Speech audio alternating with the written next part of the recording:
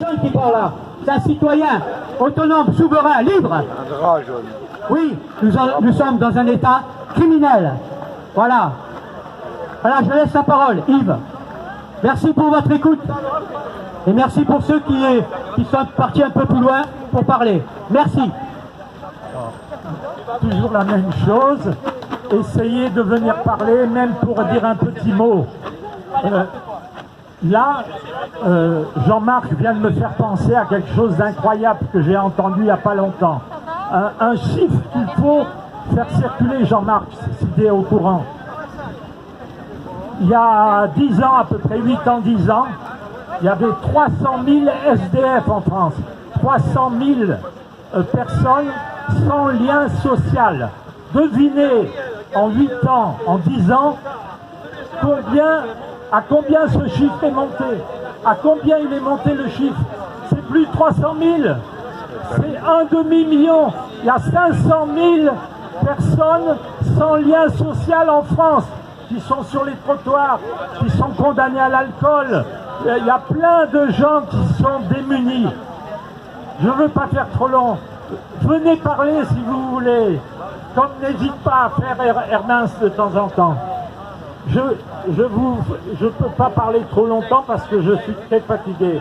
Et donc, je vous ai dit ce chiffre, 500 000. 500 000 SDF, avant il y en avait 300 000. 500 000, voilà SDF. Voilà monsieur, il n'a pas honte, il le dit, il est SDF. Il y avait 300 000, ils sont 500 000. Nous sommes leur famille, nous sommes leur famille, nous sommes la famille même des gens qui boivent, à condition qu'ils ne boivent pas ici. S'ils boivent, c'est un autre jour, pas aujourd'hui. Mais ils font partie de la famille aussi, on les accueille. On est la grande famille des Gilets jaunes.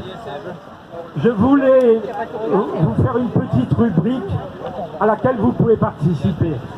C'est qu'on est dans un monde où les mâles dominent, on le voit bien avec la menace de guerre. Angela a fait une très belle pancarte. On n'est pas de la chair à canon, n'est-ce pas Angela? Angela, on n'est pas de la chair à canon. Regardez sa pancarte là-bas. Et donc, je voulais vous dire que, puisqu'on est au bord d'une guerre, un peu d'étymologie. D'où ça vient? Peut-être c'est la guerre économique. D'où ça vient le mot guerre? Est-ce que vous savez d'où ça vient le mot guerre? C'est très intéressant. Qui connaît la Bundeswehr? La Bundeswehr, c'est quoi la Bundeswehr? La Bundeswehr, c'est l'armée allemande. La Bundeswehr. Wehr. Wehr, ça a donné le mot guerre en français. Le mot war en anglais, the war, la guerre. Wehr, la guerre. Et wehren en allemand, ça veut dire protéger.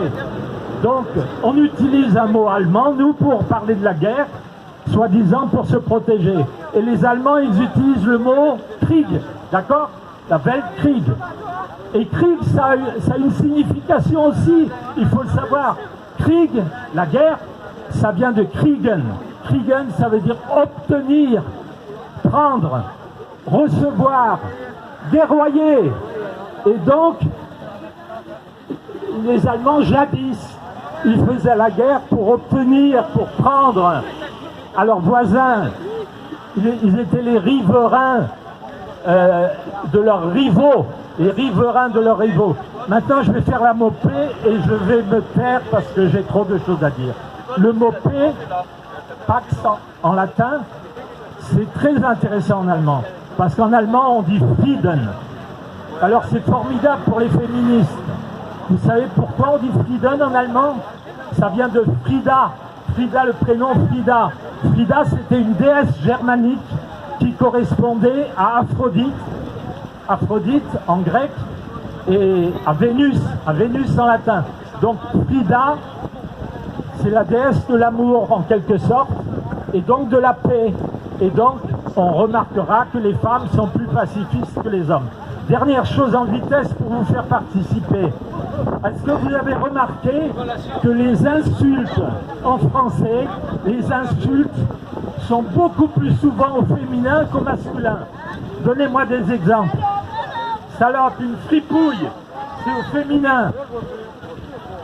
Les insultes au féminin, Une putain.